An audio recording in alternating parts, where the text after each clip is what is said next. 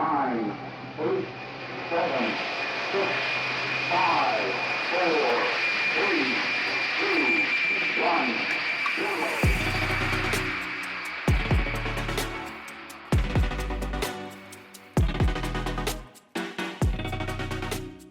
Hello, I'm Tim Robinson, Editor-in-Chief of Aerospace, and with me is Deputy Editor Steve Bridgewater. Hi guys. And our brand new Features Editor, Dominic Ward. Hello, thank you very much for welcoming me. Welcome, Dominic. Welcome to Aerospace. Nice to have you on board. It's your first week on the magazine. How's it going so far? So far, so good. As we record, it's day 2. I'll let you know after the end of the week. Brilliant. All right. Well, it's fantastic to have Dom with us here, recording another episode of Aerospace NOTAM, where we look at global aviation, aerospace and space news, and what we have upcoming in the next issue of Aerospace, this time February 2026. In the magazine, we cover everything from GA to spaceflight, from airliners to airports, from air law to eVTOLs. So first off, we kick off with our usual sort of round the robin. Well, what have we been up to in the past month? Go on, Tim, you go first. Editor's privilege.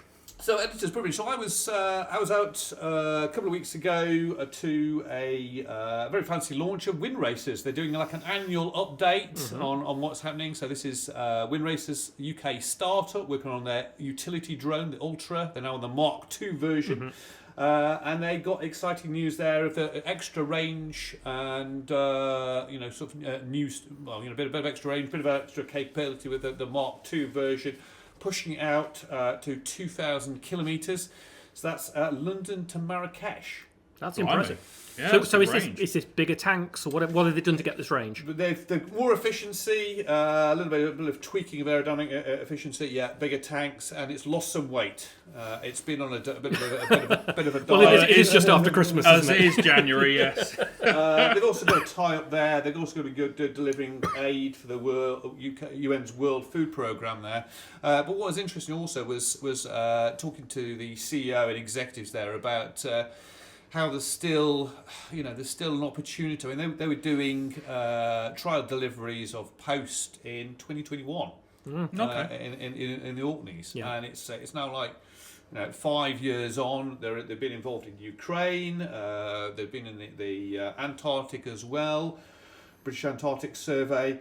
And we still haven't got a scheduled drone delivery service anywhere in the world, And for given how fast technology moves in AI, autonomous systems these days, it's still we still seem to be sort of stuck there in these little trials and kind of one-off experiments. So he was sort of the founder Stephen Wright was there, sort of saying that this is still an opportunity for Britain to grab the lead, and other countries are accelerating. China has got the low altitude economy, and in the US they've woken up as well. And President Trump last year announced that delivering or accelerating US drone dominance. Time's running out. So again, we've got companies like Wind Racers which are really at the forefront, and we're at the risk of losing it. It's unfortunately a typical British story, isn't it, right now? So what a shame. Where else where have you been, Steve? I've been a couple of places actually. Had a day out over the Christmas holidays. Did a couple of old-fashioned aeroplane museums. Nice. So I went to the Newark Air Museum up in Nottinghamshire. Saw Howard Healy and the guys up there, and to Midland Air Museum at Coventry, which was great. So it just struck me how these, I say old-fashioned aeroplane museums, exactly what they are. You've got aeroplanes in a building or outside a building. Notice boards in front of them. No swish, audio, visual, and they're gaining aeroplanes and compared to some of the other museums in the UK, which are sort of moving away from that sheer number of exhibits and going into more storytelling. I think there's still a place for these old-fashioned, I guess traditional more than old-fashioned. Even going into the cafe and having a nice piece of cake that was home baked and a mug of tea that was stewed for you, rather than something coming out of a machine and shrink wrapped. It just had a really nice although it was freezing cold, it was a really nice warm feeling. I suppose there is a pressure on museums these days to update it, make them sort of, I don't know, appeal to a wider audience, clear out the space for venue hire, that sort of stuff. And it's like, actually, you go there, you want to see aeroplanes. You do, and the age-old debate about inspiring the next generation. There were loads of kids running out, particularly at Newark. And the one thing that the kids all wanted to do, they wanted to ring the fire bell. The old air raid warning sign, the klaxon, but also the ding, ding, ding, ding, ding, ding, ding. The kids wanted to do that. They wanted to be hands-on with things like that. They didn't want to look at screens. Well, I guess they look at screens all day. Well, something like ringing the fire bell is something for young kids and bigger kids alike. I'd still want to do that. Brilliant. What about you, Dom? Have you been anywhere, done anything? Well, yeah, so it's an interesting point that you raised. So I've been down to Shuttleworth. I'm sure many of our listeners will be aware of the Shuttleworth collection, but they're in the midst of refreshing, exactly as you kind of raised earlier. They are currently shuffling the hangars and telling a different story. So they start off, what was the World War I hangar is now Richard Shuttleworth, so all of the aeroplanes that he owned, and they've started to tell a slightly different progression through aviation. Now, it's really interesting that you also kind of mentioned, the homely feel. They're also in the process of updating the cafe, which, as you know, any museum of this standard has to have a good cafe. We navigate by bacon butties, don't we? No, exactly. It's the staple. It's the airshow staple. You have to have a bacon sandwich when you first stumble out the car.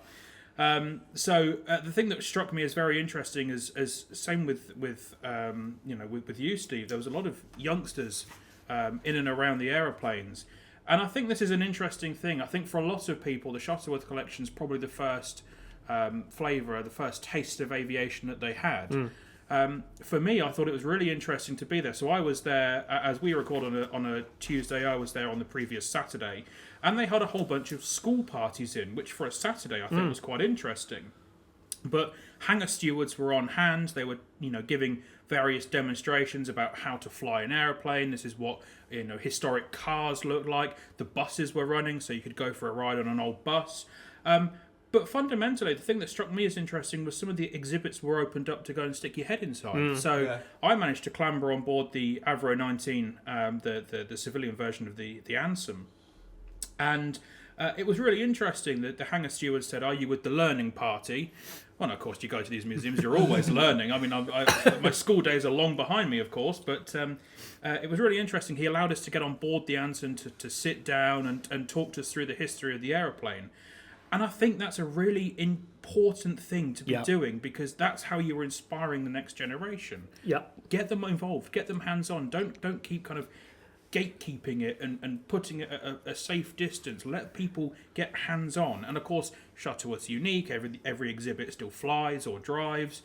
That's going to be so important for the next generation that comes through in this field. So top tip there, if you want to get aboard an Ansem, Shuttleworth, is go in short trousers and pretend to be part of the school party. But you hit the nail on the head. I mean, as regular listeners know, I used to work for Air Atlantique many years ago, and we had a collection of aeroplanes there. When people would come in the hangar, because they were living aeroplanes, they would say, you're not just seeing aeroplanes, you're smelling them. And putting your head inside, you get that scent, particularly if it's a fighter or something like that. There is a very distinctive scent that you can't get from just looking at something in a museum until you actually get hands-on. And that brings me on to something that I wanted to do over the last few weeks, but never got a chance. Unfortunately, I was away.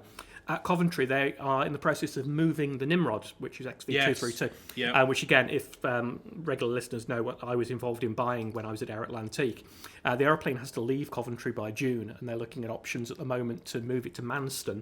Is this the one-off ferry flight that they're looking at? They're looking at it.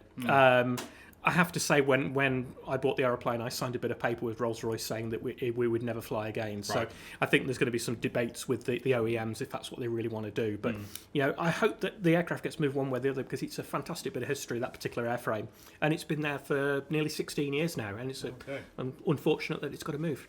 Brilliant. So, okay. Anyway, well, moving on now, we're going to have a look at what's been happening in the rest of the world. News roundup. Take a look at some of the top stories in aviation, aerospace, and spaceflight over the past month. It's been another busy month, isn't it? Another crazy month coming, and it's still going on. So, shall I kick off? It's been a long year so far, hasn't it? It's been a long year. It's one of the things. The meme is it's what a year. Oh, it's just January. Yep. So the year kicked off with a Operation absolute resolve with the US going into Venezuela. Obviously, there'd been a whole big military build-up there to snatch President Maduro in a surprise air assault.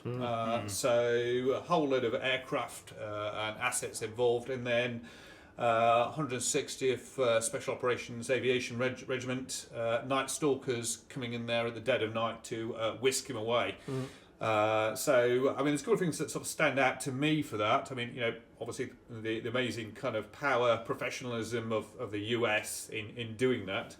But also, one of the things that was in the run up to this attack, to this raid, was Venezuela had been supplied with Chinese radars, Russian SAMs. There was talk about Iranian drones being supplied to them, and they'd got Su-30s, none of which seemed to do any good. Some of the SAMs didn't seem to be sort of like plugged into the network. The Air Force stayed grounded. I think they knew that if they were going to get airborne, they'd be shot out of the sky by F-22s, F-35s. But also the air assault into a hostile city. I mean, it wasn't completely pitch black. From the footage, some of this stuff, so you could see where these helicopters were. They did, extremely well. Obviously, Night Stalkers, the best of the best, but it's a comparison with, a decapitation strike to snatch I won't say enemy leader, but a foreign leader. Yep. What happened with the Russians air assault in 2022, where they landed on an airfield and got completely massacred. Just completely night and day, literally and kind of figuratively there. So yeah, I mean, reverberations still going on there and it's part of now the whole move to sort of, great power politics is back. Might is right. Yeah. So what else have we got? I've got a GA story. Can I? Yeah, you've got a GA story. Okay. It's not a good one, unfortunately. So a number of European aircraft operate on the American register, on the N register. It's not necessarily a flag of convenience as such. It's a legitimate reason. If you are not a US citizen, you cannot own an N-reg aeroplane. So they have to go through a trust. And you might want an N-reg aeroplane simply because there are modifications that aren't approved with another authority on the UK reg or wherever it happens to be. So the biggest trust that's looked after these is called Southern Aircraft Consultancy Incorporated. They're based in Suffolk. And the FAA has decided that they no longer meet the requirements to be one of these offshore trusts. So 805 aircraft in Europe have been grounded with immediate effect. Jeez. So the owners of those aircraft now are faced with two choices. They find another trust that they can put these into, or they move them onto a different register. And for some of those aircraft, that's going to be very difficult to move to a different register. So what's behind the FAA suddenly making this move then? And they've been happy with it before. Now suddenly it's like, oh well, we don't trust. We don't trust it. Are you or what? There seems to be no rhyme and reason for it. It has been that there's no financial benefit really to it. There's no reason other than they've gone in, they've done an audit of this organisation and decided they no longer meet the requirements of being this offshore trust. Okay. What about you, Dom? What have you spotted in the news? So, I think quite an interesting development coming out of Wizz Air then. So, they have been in comms then with the US Department of Transportation with a view to transatlantic operations. Okay. So, it's interesting for me because I think the plan is to start with chartered service, but under open skies, they're looking at potentially some scheduled passenger services. Now, I find the timing of this quite interesting. So in the past year, Wizz Air have rode back on their 321 XLR orders. I think it was 47 down to about 10, 11-ish aircraft, 6 of which are in service already. Yeah. But of course, in the last year, they've also canned their Abu Dhabi operations. So their thought process was to come and focus on its core European markets. Great, that's fine. But 6 years they were operating in Abu Dhabi, and that's now ceased. Why the move to transatlantic ops? Why are we trying to do something that many have come before and tried. I mean, we think about Norwegian. That started with Promise. They are operating Dreamliners. Of course, we know how that ended. That's now picked up by Norse. Primaris tried to do things from Stansted. So, and of course, let's not forget WOW. I mean, you know, the great purple aircraft of the skies. So, I'm going to pose this question to the both of you then. What magic button do you think Wizz Air have pressed to find a solution that might actually be profitable? Well, they've got obviously spare A321 XLRs that they're not using now in expanding into sort of like, you know, the Middle East and kind of going into sort of you know, Gatwick, connecting Gatwick and Saudi Arabia. But I think it's going to be, I mean, transatlantic, super competitive anyway. You've got the big legacy one carriers you're up against. All the big carriers have to do is add a few more seats, and you're squeezing the margins. So it's going to be an interesting one to watch, I think. Yeah, definitely. I think it's also interesting, as you say, competing with legacy carriers. When you actually price up the exact equivalent service that you'd get, so on a legacy carrier, you're looking at a meal, you're looking at drinks, and sometimes you have to kind of pay additional for those sort of luxuries on a low-cost flight. Is the price difference for the passenger actually all that different once you've added in all the ancillaries to make it an equivalent service? Yeah, interesting. Yeah. Okay. So back to me. What else has been happening? Well, we've had a plethora of kind of first flights at the end of 2025. So everybody's been trying to get their aircraft into the air. One of the things there, we had 2 tilt rotor flights. So that was Leonardo's next generation civil tilt rotor. That's part of the EU's Clean Sky program. It looks a bit like a sort of a AW609 with a V-tail. We also had China's United Aircraft, flew its 6-ton Langring R6000 tilt rotor. That was in the uncrewed, it's an uncrewed version, but it was flown untethered for the first time. It's a big thing, that, isn't it? It's a whopper. Yeah, it really is. So you wait ages for one tilt rotor to fly and 2 come along at once. But not just that, you also had Wisk flying their eVTOL before the end of the year. You had Eve flying their eVTOL before the end of the year. Yeah, it's like a big push to get everything ready by the end of 2025, wouldn't it? What else we got? I've got a drone story. Talked earlier about wind racers and the fact that we still don't have a scheduled mail flight from drones. Amazon has begun testing its drones in the UK now for Amazon delivery, and that's part of their Prime Air service. And they've chosen Darlington. There's a big Amazon hub in Darlington. So they're using their MK30, which is now been approved by the CAA, and they're going to be delivering small packages weighing up to £5, and they go directly to the customer within 2 hours of ordering.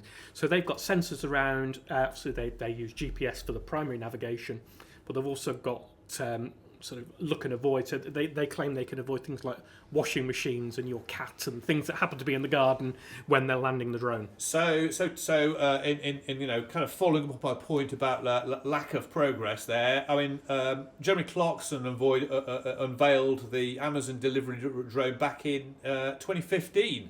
And that was a trial as well. That was 11 years then. Yeah. Do you reckon we're going to see more success this time? I think the technology has moved on significantly over the last 10 years, hasn't it? Particularly with the see and avoid. I know that's always been a concern. Airspace management is always going to be an issue with anything like this. So short range, point to point, if you live within a mile or so of the Amazon depot, maybe. A bit longer range, are we there yet? Yeah. Well, I suppose the other thing to consider on this is the payload capacity. £5 isn't an awful lot for your package. No. People are going to be ordering a lot more stuff off Amazon. Are we going to get to a point where actually the development of the drones means that they can carry more, that we're going to be seeing increased frequency of these events, or are we, is this where we're kind of stalling out at the moment? Or do they split it into lots of £5? Rather than saying if you wanted 3 items, you get 3 separate drones. Swarms of drones delivering your goods in a formation. Dom, what have you got? You've got some more bad news on the on the environmental front, haven't you? I have. Unfortunately, I am the bearer of bad news again. Listeners, as they learn to know me, will know that my interests are commercial aviation, and we talk about green skies. EcoJet. So this is the outfit that has been backed by Labour supporter Dale Vince, who I think owns Forest Green Rovers Football Club. Who? Exactly. Accrington Stanley. Who are they? So they've unfortunately pulled the plug on EcoJet before they've even been able to get off the ground. So this was the outfit then that were going to be flying ATR 72 6000s, and I think Twin Otters were the other Yes, option. that's right. And they were going to be converted to be hydrogen powered. Mm-hmm. Now the company I think were first brought onto the scene 2023ish. So it's taken them a couple of years and still not been able to make any forward progress. They were unable, I think, to attract external finance, and some of the staff sadly got laid off last year. So it begs the question, how close realistically are we to being able to achieve green flight with hydrogen power? EcoJet tried and obviously weren't able to get very far with it. So realistically, is it going to be viable anytime soon, or is it still a bit of a pipe dream for now? We don't have a certified engine yet, do we? No, we don't. So I think it's sad, and I think the idea was sound. I think we'll look back and say perhaps a bit ahead of their time. Ahead of the schedule, yeah. No, that makes sense. Right, what else have I got then? So Autoland, that's a GA story. I'll let you talk about it. It's fine. GA story. Steve now twitching. So that was Garmin's Autoland technology, which is a single button. It's a get me home button that you can press, and if you pass out in flight. Now fitted to 1,700 aircraft worldwide, and it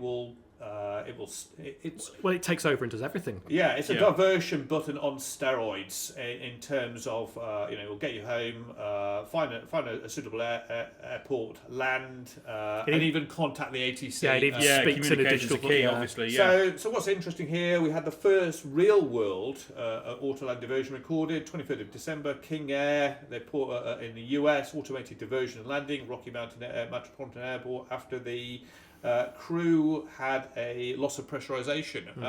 Now, the interesting thing here is it then emerged. Obviously, people were very excited about it. First real sort of, a bit like that. Obviously, the first, a Cirrus, the first auto ballistic parachute.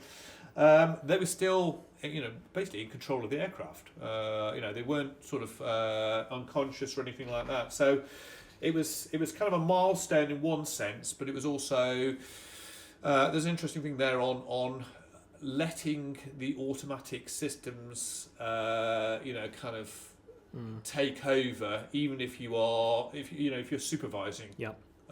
So can you turn it off? Yeah. I suppose would be one question is if you press the button and then you realise, well, actually I've regained consciousness, or the situation is solved. Can I actually turn it off? So, well, I think in this case they didn't press the button; it did it automatically. The aircraft sensed the depressurization and automatically diverted. Okay. So they kind of sat there and went along with the ride. Yeah. I think that raises an interesting point, because if you are able to descend, say for instance you lose pressurization, in this case you're able to descend, why would you not be able to kind of take charge again? Yeah. I think it's interesting. I mean, the technology is fantastic. Let's make no bones about it. The technology is fantastic. I think there needs to be a degree of, I'm okay. Don't jump the gun here. I presume there must be something like that. It's not a technology that I've ever explored in my flight. I mean, there must be some sort of override like that. But why it wasn't used on this occasion, I think, is the interesting question. Yeah. Was it to prove a point?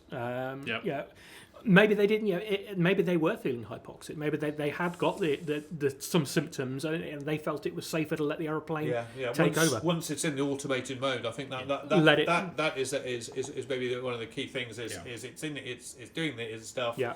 We're better off not interfering and potentially making something worse if it's in that and it's doing what it's supposed to do. Yeah. Brilliant. What else we got? We've got big news coming up, haven't we? We've got big news. I'm going to channel my inner Bella now. Okay. Bella is our space correspondent who's now departing back to Australia. Artemis 2. It's been rolled out. We are looking at a launch of Artemis from NASA.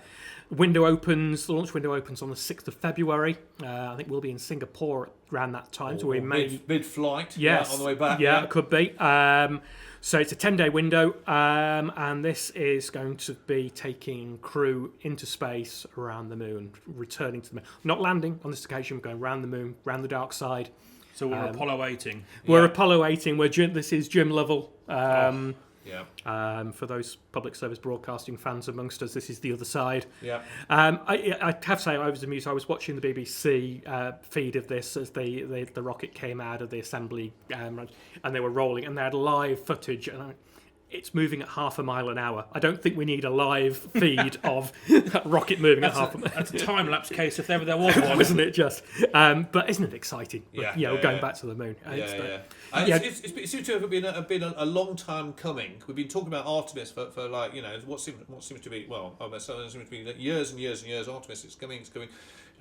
And then you still see things like space, how fast SpaceX is moving. And then you're hearing like, wow, this is furthest in, Yeah, it is. Yeah. And, Tim and I have said this a lot, and Dom, I think you'll agree with me. This is such an exciting time to do our jobs. Absolutely. There are so many challenges. You've got the sustainability challenge, which is facing everybody. So there's conflict brewing around the world. Going back to the moon, this is such an exciting time to be an aerospace journalist. It's brilliant. I love it. And on that note as well, I think we can also agree that NASA's new administrator is the right person at the right time. Absolutely. Yes. I'd see that. So this is Jared Isaacman. So Jared, formerly of Draken, big aviation, but flies lots of his own ex-military jets himself. Clearly been into space twice with SpaceX. He has just changed NASA's outreach program to go to lots more events, engage with lots more people. Incentives as well. Incentives to fly, NASA people, NASA workers, whether you're, as to, here's what it's all about. I saw he was flying some of his workers in the backseat of his Alpha Jet, one of his Alpha Jets the other day. Yeah. Great. It's just he gets it. He absolutely exactly he gets it exactly right. So Dom, I think you've got one more news item for us, haven't you? Yeah. So a little bit of an interesting one. This heading to the World Economic Forum in Davos, President Trump was forced to return back to Joint Base Andrews on Air Force One. They said it was a small electrical issue. Now, the reason I think this is interesting, it's the third issue that the government aircraft have had in the space of a year. So Marco Rubio had an issue last year. Pete Hegseth had an issue. Isn't there a cracked windscreen? Cracked windscreen at altitude. I think he was heading to Brussels and diverted to the UK. So this raises an interesting point for me. These aircraft, they're government aircraft, they are meticulously maintained. But 3 issues in a year is quite a noteworthy number. But also raises the point of when are they going to finally get the replacements that they have been... Well, I did see news, and I haven't actually verified it, but there's talk of the Qatari donated 747 entering service later this year as a replacement Air Force One. Yeah. Now, that was an aspiration. I don't know how accurate that's going to be.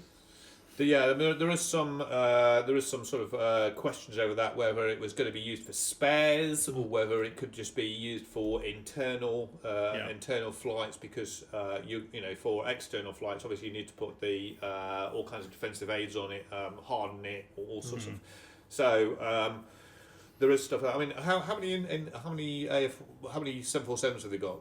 Because Air Force One is the call sign, isn't it? It's the call sign. So the call sign when the president's on board, I think there's 2 or 3. Two 747s. I think so. And then there's a number of 757s. 75s, yeah. So I mean the top line, I suppose it is. These aircraft are getting aged. Getting old. Getting aged, and you want to get the new 747-800s on, as fast as possible. Okay. Well. With that roundup, now we're going to go off to our regular segment of the podcast, Specialist Group at Insight. Join us after the break. See you in a bit. Welcome back to another Specialist Group Insight segment of the podcast.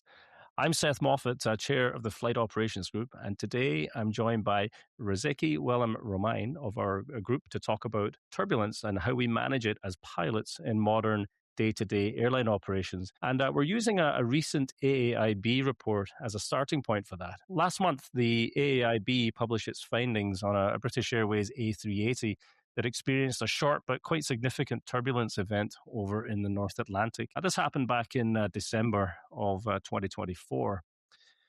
In that event, even with procedures for anticipating turbulence being followed and things like the seatbelt sign being on well in advance, both a cabin crew member and a passenger were quite seriously injured. Now, we're not going to analyze that event in detail. The AIB have already done that for us, and you can look that up for yourself. Instead, we're using it as an opportunity to sort of step back and look a little more broadly at turbulence risk in real operational settings.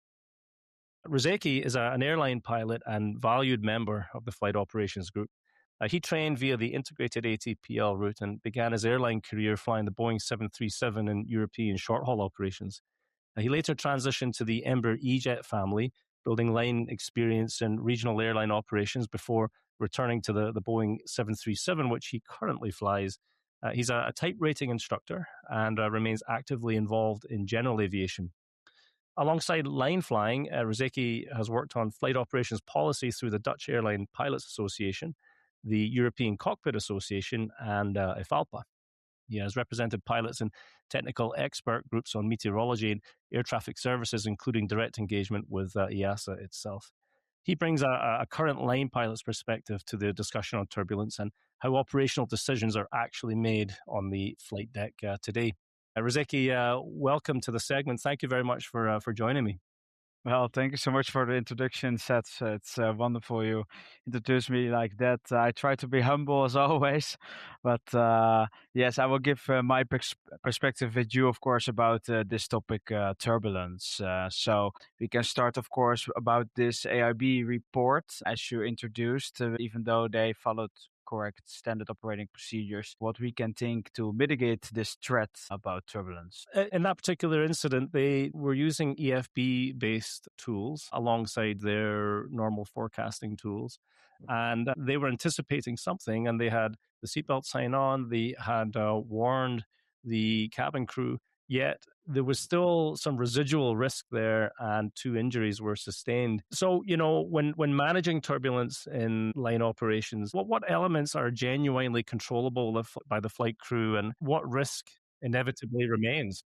First of all, what I think, it always starts at the dispatch phase, right? When we enter our crew center and we see our flight paperwork for the duty to come, we always check, of course, the weather. On the point of turbulence, which are inevitably not controllable, the risk is clear air turbulence, of course, because we cannot detect that. And it's also very hard to predict that kind of turbulence, of course, because it can come from wake encounters from other aircraft, but also, of course, flying to jet streams and the related shifts in winds. We have the high altitude significant weather charts, but of course the jet streams predictions, significant weather, thunderstorms, and CBs predicted on there. But what about more in-depth information like clear air turbulence? Can we predict that? Well, I think it is possible with this new project called Turbulence Aware from IATA. So yes, that's an EDR-based project, if I'm not. Yeah, exactly. Mistaken. The eddy dissipation rate, right? It's correct.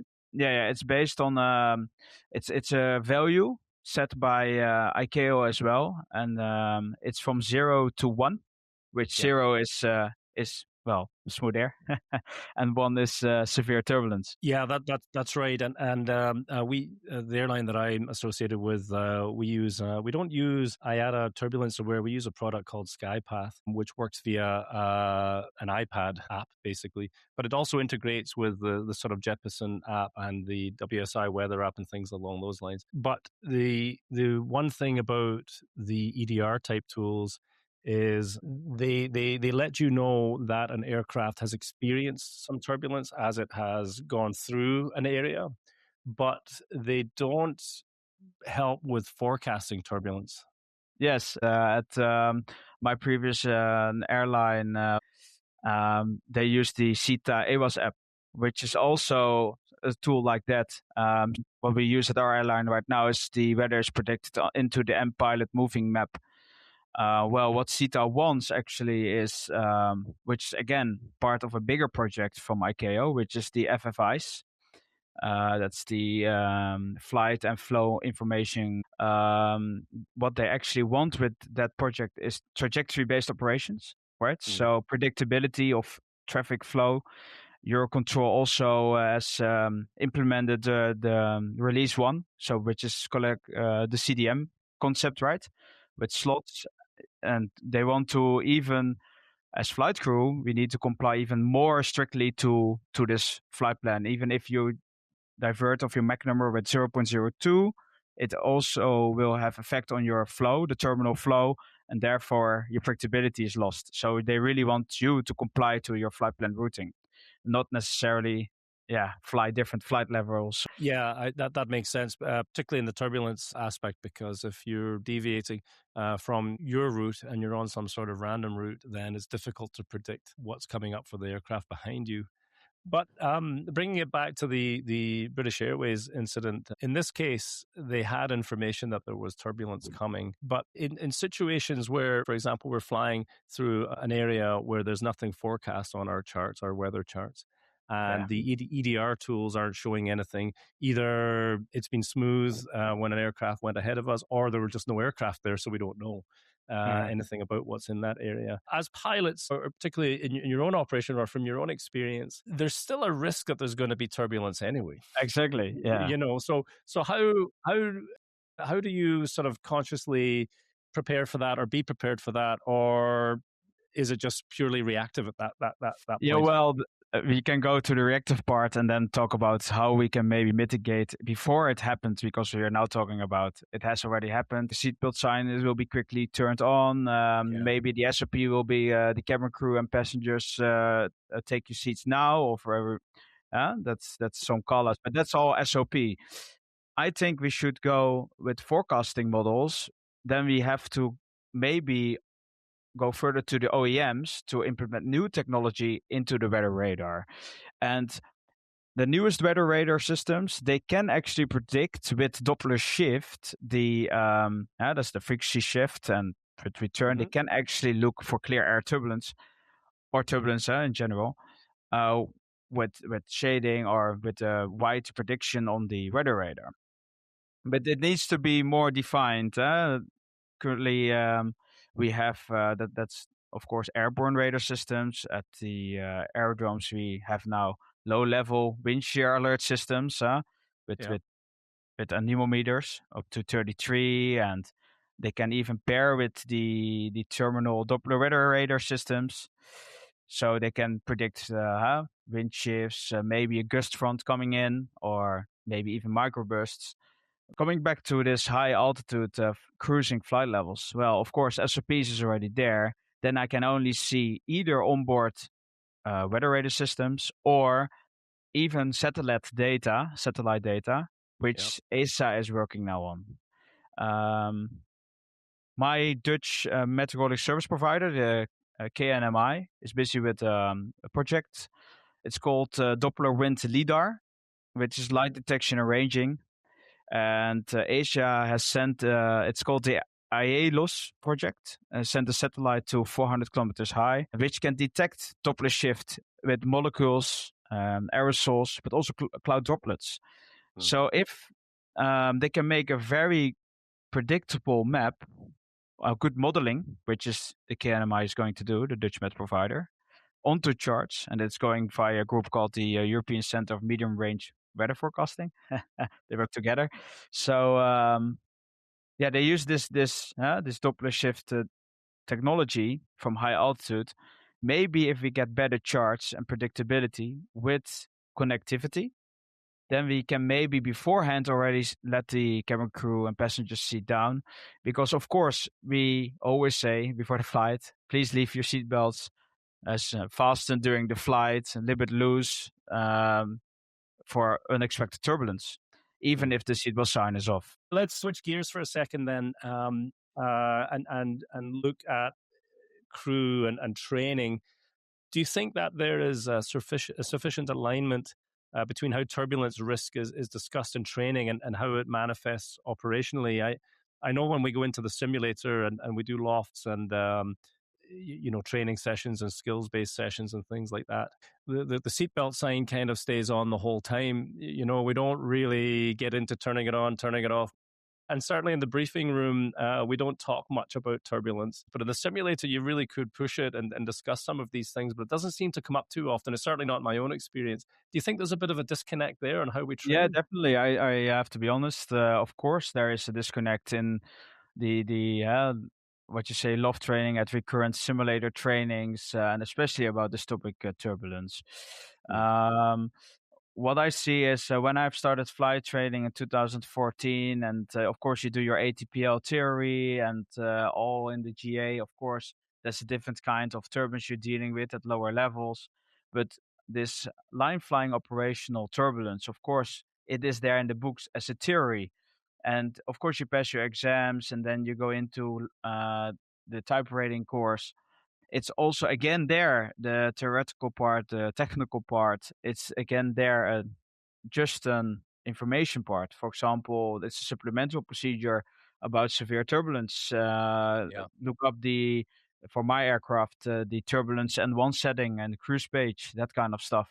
But you just read about them, and then you go into your base training, and then into your line training, and then finally when you're on the line with the line training captain, you will get line experience on your route. And if you get a lot of flights which are all smooth, this topic turbulence, it can be in the file, but it is a little bit, yeah, it's not there's not much information provided about it.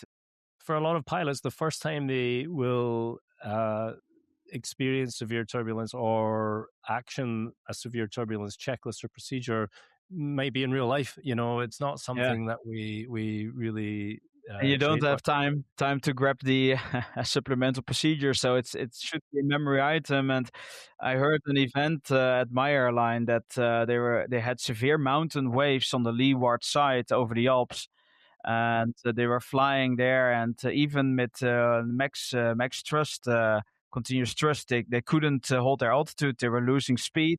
So of course you need to trade your altitude. So they were descending with a rate. It was unbelievable that those mountain waves can be so strong. Oh yeah. Yeah, I've yeah. experienced severe turbulence myself, actually, and it is quite a scary event, actually, when it actually happens. And on that particular occasion, this is quite a few years ago now, but the seatbelt signs were on. The passengers had been briefed, and the cabin had been briefed, the crew, that is.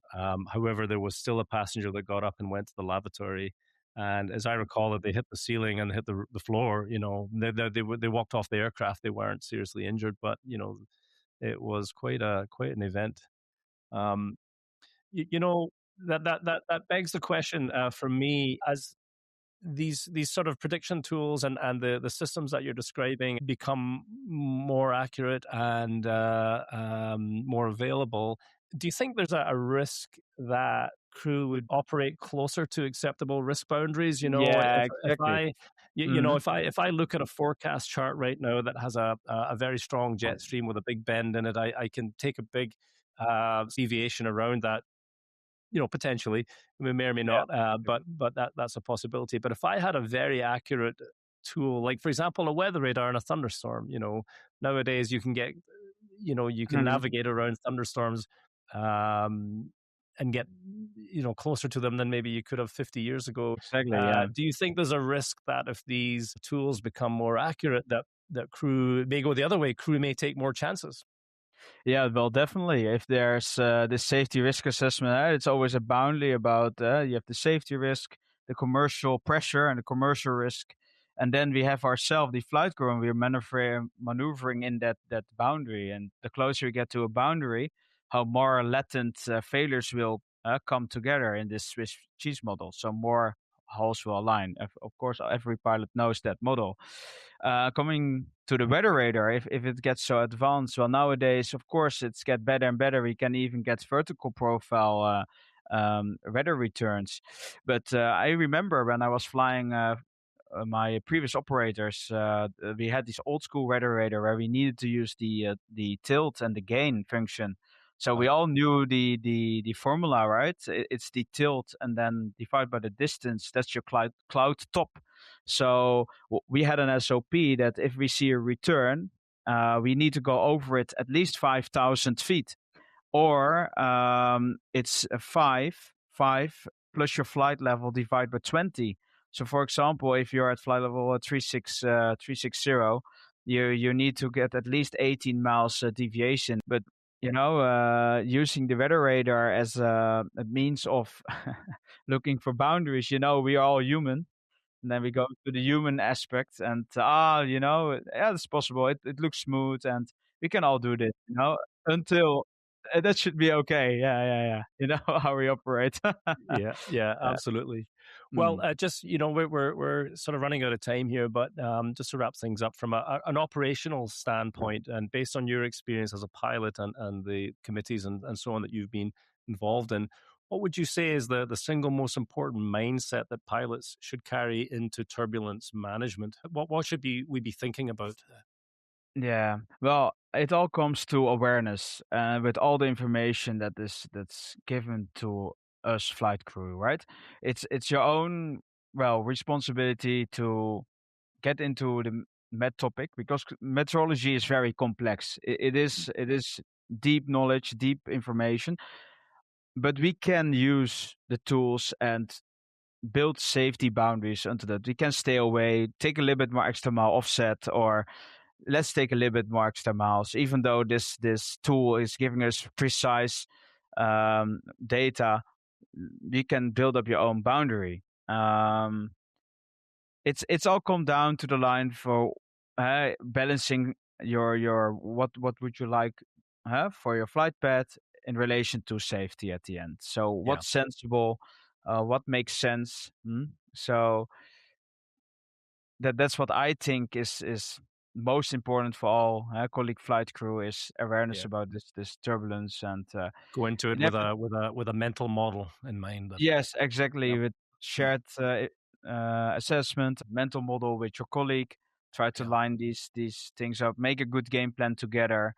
But okay, I think we should go this way. Do you have any other ideas? Well, I think you're right, or no, I think we look there because I see a return, and maybe behind there's a shadow, so I cannot see what's behind them. Maybe we should fly a little bit more along this squall line, and we will find. I saw on the chart there's a better way to go around it. We took the fuel beforehand anyway, so that's how I think about the game plan. So maybe we can focus on that human aspect, the CRM, right? Yeah. Focus on what you can control. I mean, we can't control what's in the forecast, but we can control the human aspect of that, with the threat error management and the communication and the teamwork associated with avoiding these areas. Exactly. Yeah. Riziki, thank you so much for your time today. It's been great speaking with you, and thank you so much, Seth.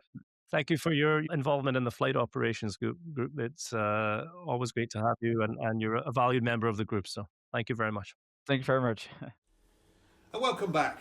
With that, I think we agree that was a great. It was a bumpy ride. Bumpy ride there. A good bit of insight there from our flight operations group. What features we got in the February 2026 issue? It's a packed issue. It's on a packed issue. In this issue, we've got Asia Pacific Airlines. That's topical at the moment for where we're going. What is flight ops? You heard a little bit about flight ops, but that's a good explainer. Phantom Horizon, that's all about sort of the visual and the sort of physiological kind of illusions. Yep. Next gen airships, non-state drones. That's a slightly worrying one about how first-person view drones are now proliferating to criminal gangs, cartels, terrorists. The effect of space debris on airline traffic, that's particularly interesting in the amount of kind of re-entries, mega constellations. You think about how much stuff is re-entering the atmosphere. Yep. And news from the RS Light Aircraft Design Conference as well, wasn't there? Yep. Yeah, it's good. I mean, the one that stood out for me was the Phantom Horizon, which was from Emma Lewis, who's a new writer with us. Really, really interesting. So anybody who's done any flying, particularly flying themselves in either learning to fly a small aeroplane or with flying airlines, are aware of a lot of these phenomena. So we're familiar with the leans, where I remember flying with my wife years and years ago, and we were in IMC, and I got her to close her eyes and say, what do you think the aeroplane is doing? And she said, well, I think we're banking round to the left. And of course we weren't. We were actually turning to the right. It confuses. It's how the ear and the eye confuse the brain. So Emma's looked at these various phenomena and ways technology is trying to come up with answers to keep us safe. Okay. Dom, have you got a favourite article from this issue?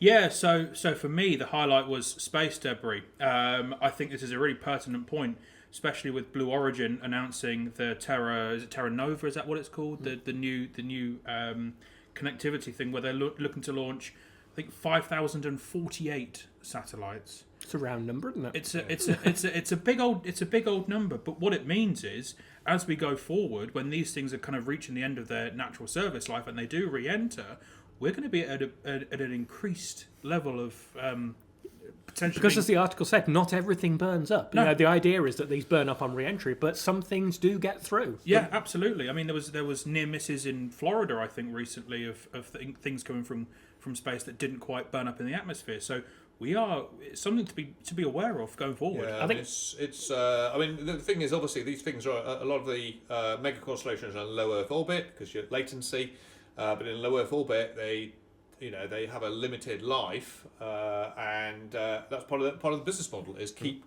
sending new stuff up. Part of the business model for SpaceX, Starship is you keep replenishing the mega constellations. So there's more being added all the time. I think the statistic that really scared me in that article was looking at the likelihood of an airliner being hit by returning debris by 2035, which is not long in the future. Yeah, no. That is going to be 7 in 10,000. Yeah. That sounds like a big number. It's not. 7 in 10,000 is when you think about how many flights there are each day.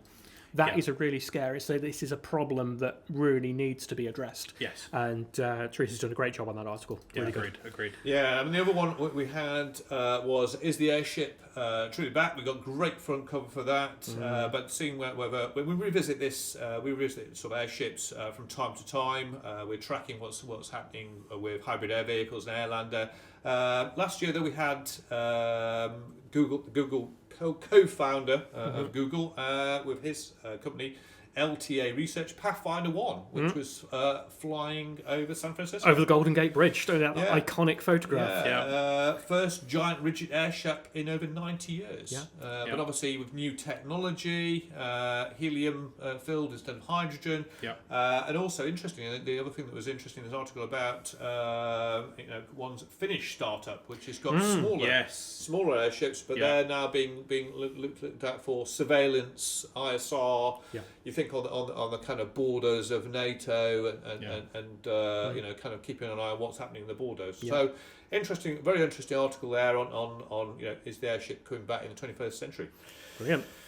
Right, we've also got our usual call out for send us your branch news and events. So to Deputy Editor Stephen Bridgewater on Stephen with a PH .bridgewater@aerosociety.com. If you've had a lecture or a visit or something going on the local branch, do send us your news. Do let us know what's going on. And photographs. Don't forget your photographs. That's the important thing. We've also got the next bit is upcoming events, shout outs. What have we got happening at the Society? Well, so it's starting to ramp up now, isn't it? It's starting to ramp up. So we've got a coup in February, and we've got the Chief of the Air Staff coming to talk. So that's happening on the 17th of February. Mark your diaries for that. That is going to be great. We're going to have Harv Smith there in a candid fireside chat at the Society. We've got an aerodynamics workshop there on the 18th and 19th of February. And then heading into March, we've got a bumper commercial aviation summit and business aviation forum. That's 2nd, 3rd, 4th of March. One for your diaries there. All about airlines, all about business aviation. Following that, on the Friday, we've got International Women's Day on the 6th of March. And then we've also got contrail management on the 9th and 10th of March. So IATA RES workshop, contrail management. So that follows on from last year's contrail management stuff. So interested to see what progress there is. RAS Weapon Systems and Capability Conference on the 11th of March. Yeah. That's one for the diary. Obviously SDR and Yeah. what we're tracking with the Defence Investment Plan there, so that should be an interesting one. We've got a historical lecture on the 12th of March, Strategic Air Command, 80th anniversary of Strategic That's with Robert Hopkins III. That's going to be really good. Yeah, I'm looking forward to that. so Robert Yeah. Hopkins is RC-135, ex-RAS or RC-135 pilot from the USAF. Really, and one of the Journal of Aeronautical History editors as well. Yeah. So that is going to be a fantastic lecture to go for. And then moving on further in the year, obviously we've got things happening. We're going to have the Aero Society quiz night is coming back. Yep, that's in April. I think Dom, you and I are going to double head that one, aren't we? This time. We are indeed. For a bit of context, then, listeners, I am a bit of a quiz master, quiz buff. So do come along, do get involved. It's It'll great. be fun. It's great fun. And there's a very important mission this year because the team from the Royal International Air Institute have won it 2 years running. It's not like the Schneider Trophy; they don't get to keep the trophy after 3 years. But let's give them a run for their money this year, shall we? Yeah, if you've got a team of av geeks, that is the place to be in April. May with the annual RAS annual banquet, so get in there and book your table now. That's going to be places going to go quickly for that. And also May 20th, 21st is the RAS Future Air and Space Defence Summit. Obviously with defence and the way it is at the moment, geopolitics, that's going to be a must attend event. And moving on in summer, we've got the Summer Air Show season. We'll be at Riyadh, we'll be at Farnborough, we'll be covering those shows. Probably see you at some of those. Yep. Right, okay, so we're coming up to the end of the almost the end of the pod. What have we been watching, reading, playing? Go on, Tim. You go first. Well, it's out. It's actually out today, but I'm keeping a watching brief on this, as they say.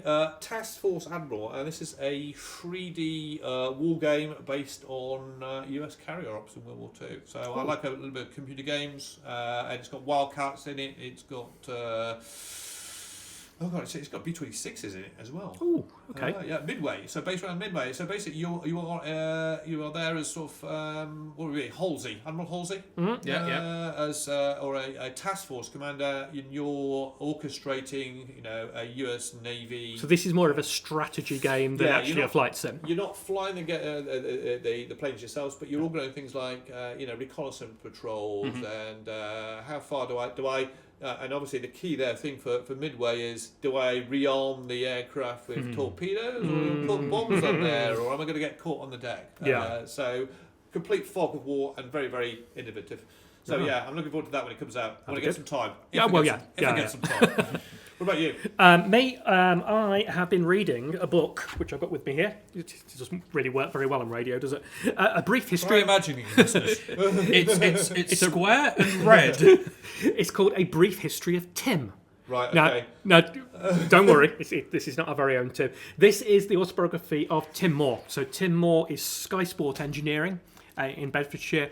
If you've been to any air shows in the UK, you've probably seen some of the aircraft which Tim has either restored or built from scratch as replicas. The Hawker Demon being one, isn't the it? Hawker Demon, which is now with Kermit Kermit Weeks. Weeks, The Sopwith Dove, which is one of my favourites. We talked about Shuttleworth earlier. Yes, yeah. But it's a real candid story as to his life, some of the heartbreak he's gone through, some of the amazing, both personal and also aircraft that have been damaged through no fault of his, and just some really good ripping yarns in there. So that is A Brief History of Tim, Historic Aircraft Restorations of Sky Sport Engineering. Right. Highly recommended. I'm very jealous. He's got the obviously used that title because otherwise I would. That's your autobiography gone, isn't it? Right. Dom, have you been watching, reading, playing anything? I'll ask you both. Did you manage to catch the Channel 4 piece with Francis Bourgeois? I did. Yeah. What did you think? Because there's a bit of it. I caught it on catch up. There's a bit of it that, if you are a bit of a squeamish disposition, yes, it's he did see his breakfast again, didn't he? Several times with of course Francis Bourgeois' iconic GoPro mounted to his forehead. Yes. So for those who don't know, this is Francis is famous as a train spotter who's been all over TikTok. He's a TikTok. Yes, he went viral, I think, a couple of years ago, maybe around COVID time now, for just being enthusiastic and passionate about locomotives. this passion has obviously now turned into a bit of a media figure, and he's been now obviously corralled into this Channel 4 piece. Various things, including the centrifuge tests and whatnot. But of course, the Vomit Comet operative. Yes. Title. Yes, it was an interesting watch. I'm not sure how much of it I would want to go back and revisit. I'm going to stick with it and watch the second episode. For me, it felt a little forced. I think it could have been done better with somebody who was more up for doing, more. I don't necessarily a better fit for being an astronaut, but that was more eager to get involved and do a bit more. He seemed to set himself up for the fall at the very start. Well, I would say it wasn't him setting him up for the fall. I think it was maybe the producers and the creators, and I think they confused. I think they confused him being enthusiastic. The fact that he knew about trains into this translates to. Being able to sort of withstand a centrifuge. Yes. He must be. He's a geek. He must know about this, or he must know about that. And I think, I would like to see it a bit more. Given that it was probably commissioned with them thinking about, Artemis is. I'd like to see the more in-depth. Thing on run up to Artemis. Let's have a look at Apollo 8. Yeah. I think there was a wasted opportunity with Space Forge. So obviously UK space company Space Forge were involved in it. He was supposed to take one of their experiments into the zero-G aircraft, and I wanted to know more about that. Not just the fact that it was a pop-out thing, but how did it work? And there were things like that which I think it was good. It's worth a watch, listeners, but I think there were a lot of opportunities that were wasted. Maybe by the time I've watched episode 2, I'll change my mind. But I think it was. But at the end of the day, it's good to see space on TV. Yeah, it is. I mean, as you say, the jury's still out for me. I will obviously stick with it because you're right. We need to be pushing this. We need to have it mainstream. We need to be, front and centre because it inspires. And I think, with Francis being such a relatable character and somebody that the younger generation have seen across Instagram and TikTok, that's going to help put it on the map. So I get why they've done it. But for those of us that have a slight space disposition, it perhaps could have been done a bit more sympathetically. Yeah, well put. Okay, Brilliant. so we're coming to the end now. Where can people keep up to date with the RES and the mag? Well, I'm still there on X at RES Timor. The magazine, obviously, the society is www.aerospace.com. Steve, you're on. I'm on LinkedIn and Facebook as Stephen with a PH, Stephen Bridgewater, and Dom. Yeah, LinkedIn, Facebook, Dominic Ward, INIC. Some people spell it with an O, definitely not an O. X is launching soon. I've been in the process of doing that, and I've hit a slight tech snag. So, such is the want with setting up social media. Right. So, once it's remedied, you'll all know about it. Are you on TikTok or Instagram or anything like that? I am. Those old people aren't on. I am on Instagram. I am on Instagram as the Dominic Ward. Original title. Yeah. TikTok, I still haven't got a clue how it works.